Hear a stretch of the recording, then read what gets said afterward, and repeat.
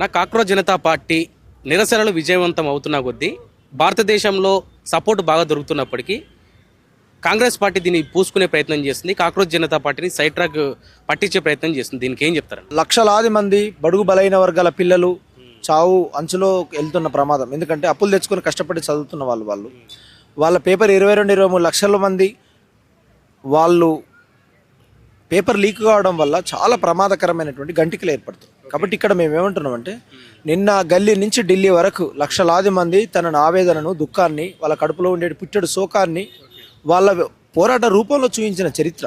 కాబట్టి ఆ చరిత్ర అనేది 20 తారీఖు అనేది ఎప్పటికీ కూడా జూలై 20 అనేది ఒక చరిత్రలో దుర్దినం. నరేంద్ర మోడీ గారు ఇప్పటికైనా మీరు స్పందించండి. ధర్మేంద్ర ప్రధాన్ రాజీనామా చేయాలి. రేణుకా చౌదరి పక్క నుండి రాక్షసులారా మీరు పిల్లల మీద బైనెట్లు ఉపయోగించారు, పేపర్ స్ప్రేలు ఉపయోగించారని మాట్లాడుతున్న సందర్భం. ఇప్పటికైనా దేశ ప్రభుత్వానికి సిగ్గుశరం బుద్ధి జ్ఞానం ఉంటే ధర్మేంద్ర ప్రధాన్ను ఖచ్చితంగా రాజీనామా చేయాలి. లేకపోతే ఈ బీజేపీ ప్రభుత్వం కాలగర్భంలో కలిసిపోతుంది. ఓకేనా? ఒకవైపు నిరసనకారులు నీట్ ఎగ్జామ్ అభ్యర్థులు కానే కాదు వాళ్ళు అని చెప్తున్నారు. దీనికి ఏం చెప్తారు? అంటే అభ్యర్థులు కాకపోయినా కూడా అభ్యర్థుల కోసం ప్రశ్నించే తత్వాన్ని, నైజాన్ని, వాళ్ళకు అండగా ఉండేటువంటి భావన భారత రాజ్యాంగం ఇచ్చింది కదా. ఇప్పుడు ప్రతిసారి వాళ్ళు బాధితులైతే పోరాటం చేయరు కదా. ఇప్పుడు బీజేపీ వాళ్ళు ఎంతోమంది బాధితుల మీద, దళితుల మీద, మహిళల మీద రేపులు, హత్యలు చేసింది.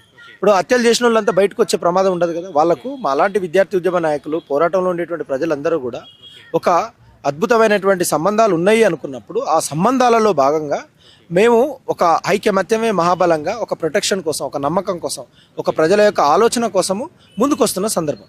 కాబట్టి ఈ సందర్భంలో మేము చెప్పేటువంటి ప్రతి సందర్భం ఏంటంటే, ధర్మేంద్ర ప్రధాన్ రాజీనామా అనేటువంటిది అవసరము. కాంగ్రెస్ పూసుకుంటుంది అంటే, ఇప్పుడు కాంగ్రెస్ ప్రతిపక్షంలో ఉంది కాబట్టి ప్రజల వైపు నిలబడాలి. పూసుకుంటుందా, వేసుకుంటుందా మనం అది చూడం కదా.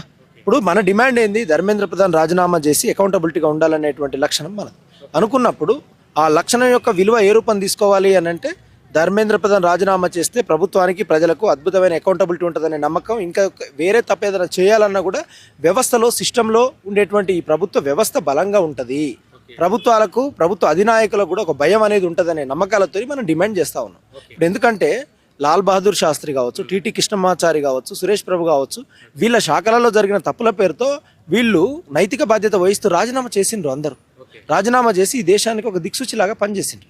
కాబట్టి ఇక్కడ మేము చెప్పొచ్చేటువంటి విషయం ఏంటంటే, ఇవాళ ధర్మేంద్ర ప్రధాన్తో పాటు నరేంద్ర మోడీ కూడా రాజీనామా చేయాలి. ఎందుకంటే దొంగకు వంత పడుతుందనేటువంటిది ప్రజల యొక్క విశ్వాస వర్గ సమాచారంలో భాగస్వామ్యం అవుతున్న సందర్భం.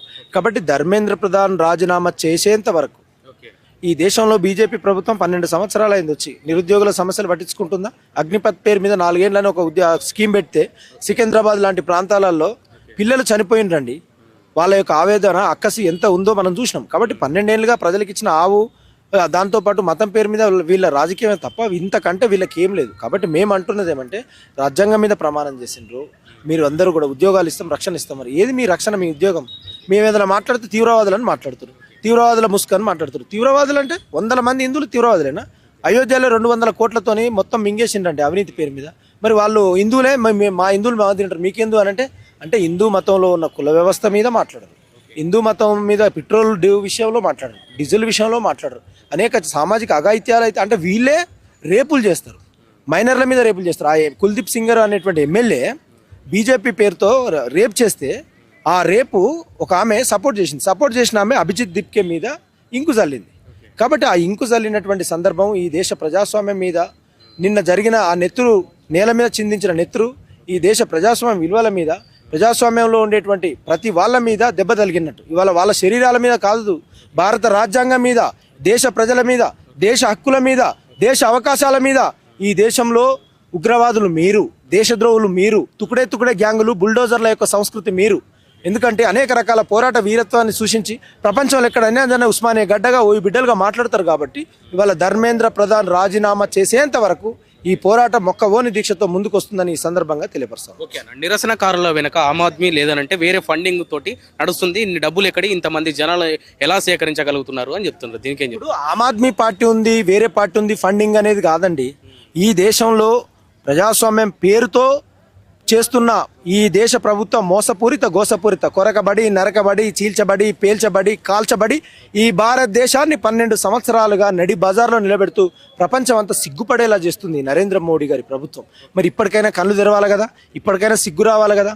ప్రపంచ దేశాల విద్యార్థి నాయకులు పెద్దలు అందరూ కూడా స్పందించింది. ఐర్లాండ్, లండన్, ఇంగ్లాండ్, అనేక దేశాలలో, ఆస్ట్రేలియాలో, అనేక దేశాలు, యునైటెడ్ స్టేట్ ఆఫ్ అమెరికాలో కూడా నరేంద్ర మోడీ ప్రభుత్వానికి వ్యతిరేకంగా ఇంక్విలాబ్ జిందాబాదు అనే స్లోగన్స్తో ఈ దేశాన్ని, భారతదేశాన్ని రక్షించండి, ఓ ప్రపంచ ప్రజలారా మేల్కోండి, మా గొంతునిస్తున్నాము, మీరు అర్థం చేసుకోండి, జన్జట్ పేరుతో జరుగుతున్న ఉద్యమం నేపాల్లో చూసినాము, శ్రీలంకలో చూసినాము, బంగ్లాదేశ్లో చూసినాం. ప్రభుత్వ అధినేతలు దేశ అంతరాలు దాటి బంకర్లలో ఉన్నటువంటి వాళ్ళను కూడా బట్టలిప్పి తన్ని ప్రపంచ దేశం అంతా దాటించినటువంటి చరిత్ర.